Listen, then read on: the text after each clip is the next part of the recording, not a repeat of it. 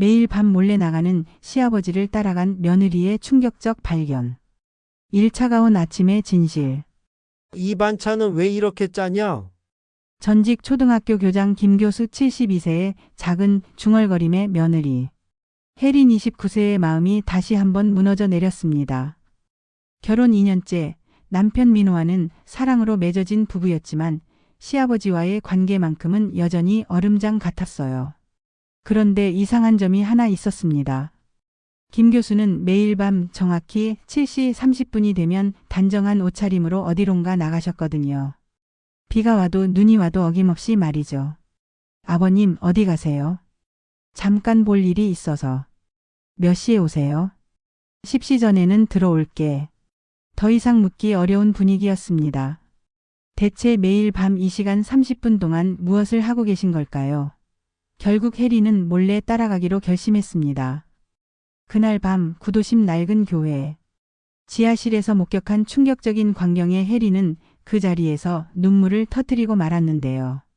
우리 며느리가 싸준 도시락이 세상에서 제일 맛있어요. 3년 동안 차갑기만 했던 시아버지의 입에서 나온 이 말의 진짜 의미는 과연 무엇이었을까요? 이 엄격한 교장 선생님과의 동거. 혜리는 회계법인에서 일하는 합리적이고 현실적인 29세 여성이었습니다. 대학교 동기였던 민호와 연애 3년 만에 결혼했지만 유일한 고민이 있다면 바로 시아버지 김 교수와의 관계였어요. 김 교수는 40년 동안 교육계에 몸담았던 전직 초등학교 교장 선생님이었습니다. 특히 마지막 10년은 명문 초등학교 교장을 역임할 정도로 교육계에서는 존경받는 인물이었죠. 3년 전 아내를 잃은 후 혼자 살아왔는데 며느리에 대한 기대치가 남달랐습니다. 요즘 젊은 사람들은 왜 이렇게 간편한 것만 찾으려 하나. 혜린이 전자레인지로 음식을 데우는 모습을 보며 김 교수가 중얼거렸어요. 40년간 학생들을 가르쳐온 습관 때문인지 모든 말이 훈계처럼 들렸습니다. 김치는 손으로 직접 담가야 제맛이 나는 건데 국은 왜 이렇게 성의 없이 끓였나. 집안 청소도 요즘은 대충대충 하는군. 매일 아침 6시에 일어나 정성스럽게 아침상을 차리는 혜린이었지만 돌아오는 건 언제나 이런 잔소리뿐이었어요. 혜린은 점점 지쳐갔습니다. 삼수상한 야간 외출의 시작. 그런데 이상한 패턴을 발견했습니다. 김 교수는 매일 저녁 7시 30분이 되면 어김없이 외출복으로 갈아입고 작은 가방을 들고 나가셨어요. 비가 와도 태풍이 와도 심지어 몸살이 나도 절대 빠뜨리지 않으셨습니다. 아버님 매일 어디 가시는 거예요? 어느 날 용기를 내어 물어봤지만 김 교수의 대답은 언제나 똑같았어요. 그냥 볼 일이 있어서. 신경 쓰지 마. 가방에는 뭐가 들어있을까요? 혜리는 우연히 김 교수가 준비하는 모습을 엿본 적이 있었어요. 노트와 연필, 그리고 작은 과자 몇 개가 들어있는 것 같았습니다. 민호에게 물어봐도 시원한 답을 얻을 수 없었어요. 아버지는 원래 그러세요. 은퇴하신 후로 취미 생활을 하시는 것 같은데 별거 아닐 거예요. 하지만 혜린의 궁금증은 날로 커져갔습니다.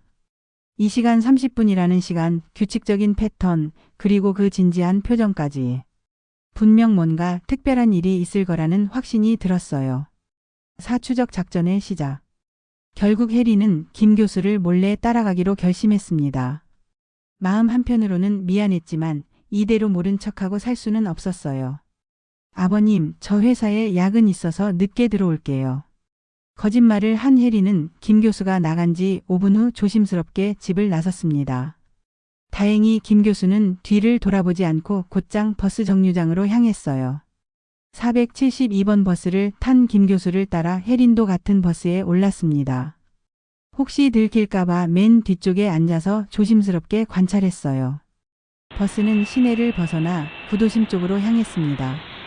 30분 정도 지났을까 김 교수가 하차벨을 눌렀어요.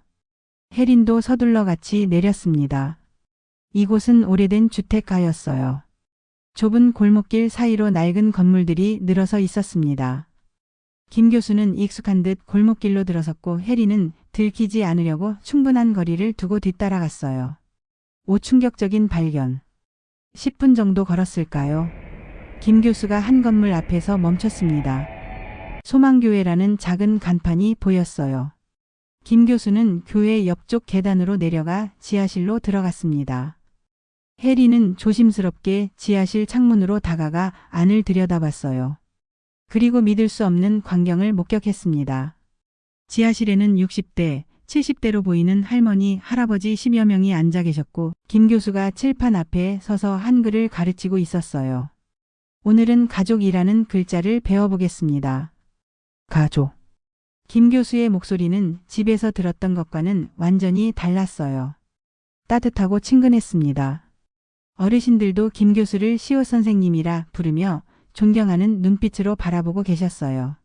선생님, 어제 며느리가 싸준 도시락 정말 맛있었어요. 한 할머니가 말씀하시자 김 교수의 얼굴이 환해졌습니다. 우리 며느리가 정말 요리를 잘해요. 김치도 직접 담그고 국도 진짜 맛있게 끓이거든요. 저는 복이 많은 사람이에요. 해리는 귀를 의심했어요. 집에서는 한 번도 들어본 적 없는 칭찬이었거든요. 육 숨겨진 과거와 진심. 더 놀라운 사실이 밝혀졌습니다. 쉬는 시간에 한 할아버지가 김 교수에게 다가와 말했어요. 선생님 덕분에 70이 되어서야 제 이름을 쓸 수 있게 됐습니다. 정말 감사해요. 아닙니다, 할아버님. 전쟁 때문에 학교를 못 다니신 건데 지금이라도 배우시는 게 대단한 거죠. 김 교수가 대답했습니다. 그제야 해리는 이해했어요. 이 어르신들은 6.25 전쟁과 극심한 가난 때문에 어린 시절 제대로 교육받지 못하신 분들이었습니다. 교회 목사님이 김 교수에게 말했어요. 김 교장 선생님, 정말 감사합니다. 3년째 매일 밤 이렇게 와주셔서 어르신들이 얼마나 좋아하시는지 몰라요. 3년이요? 해리는 속으로 중얼거렸어요. 그럼 아내분이 돌아가신 직후부터 시작하신 건가요? 김 교수가 계속 말했습니다. 목사님, 제가 더 보람을 느끼고 있어요. 40년 동안 교단에 섰지만 이렇게 간절히 배우려는 분들을 가르치는 게 가장 의미 있는 것 같아요. 그때 한 할머니가 말씀하셨어요. 선생님, 며느리분이 정말 착하시겠어요. 매일 도시락도 싸주시고. 네, 정말 고마운 며느리예요. 아침마다 6시에 일어나서 정성스럽게 밥을 해주거든요. 그런데 제가 표현을 잘 못해서 며느리가 서운해할 것 같아요. 혜린의 눈에서 눈물이 쏟아져 내렸습니다. 진실을 마주하며 집으로 돌아온 혜린은 밤새 잠을 이룰 수 없었어요. 김 교수의 진짜 모습을 알게 된 충격 때문이었습니다. 다음 날 아침, 평소보다 더 정성스럽게 아침상을 차렸어요.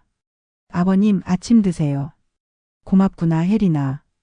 이번엔 김 교수가 먼저 고마움을 표현했어요. 혜린은 용기를 내어 말했습니다. 아버님, 사실 어제 따라가 봤어요. 김 교수가 깜짝 놀란 표정을 지었어요. 뭘? 어디를? 소망교회 문해교실이요. 김 교수의 얼굴이 붉어졌습니다. 당황스러워하는 모습이었어요. 그건. 아버님, 정말 대단하세요. 어르신들을 위해 매일 밤 한글을 가르쳐 주시다니. 별일 아니야. 그냥 할 수 있는 일을 하는 것뿐이지. 아버님, 저도 함께 도와드릴 수 있을까요? 김 교수가 놀란 눈으로 혜린을 바라봤어요. 정말 괜찮겠나? 네, 제가 회계 일을 하니까 컴퓨터나 계산기 사용법도 가르쳐 드릴 수 있을 것 같아요. 그날부터 혜린과 김 교수의 관계가 완전히 바뀌었습니다. 새로운 가족의 시작. 3개월 후 소망교회 지하실은 더욱 활기차졌습니다. 김 교수는 한글을 가르치고 혜린은 컴퓨터와 스마트폰 사용법을 가르쳤어요. 혜린 선생님, 손자한테 문자 보내는 법 다시 알려주세요. 할머니, 천천히 따라해 보세요. 어르신들은 김 교수를 김 교장 선생님, 혜린을 혜린 선생님이라 부르며 두 사람을 마치 친손자, 손녀처럼 아껴주셨어요.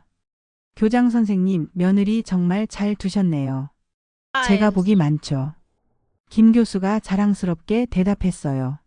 집에서도 두 사람의 관계는 완전히 달라졌습니다.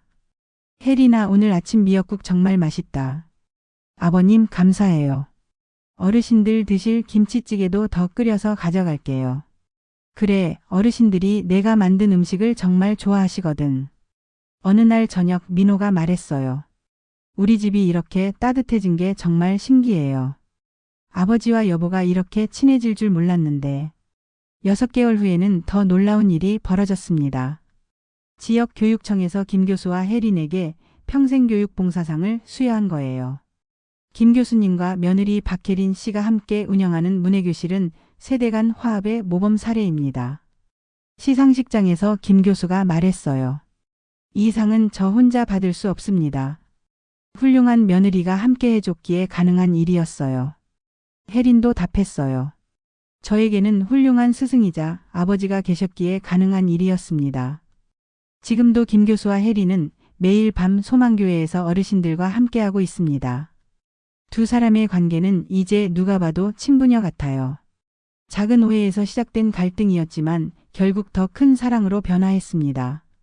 진심은 언젠가 전해진다는 것을 보여주는 살아있는 증거가 되었어요. 때로는 사랑에도 용기가 필요합니다. 먼저 다가가고 마음을 열고 이해하려고 노력하는 것.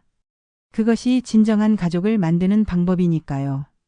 오늘 이야기가 좋으셨다면 구독과 좋아요, 알림 설정 잊지 마시고 여러분의 소중한 댓글 하나가 정말 큰 힘이 됩니다. 시청해 주셔서 진심으로 감사드립니다.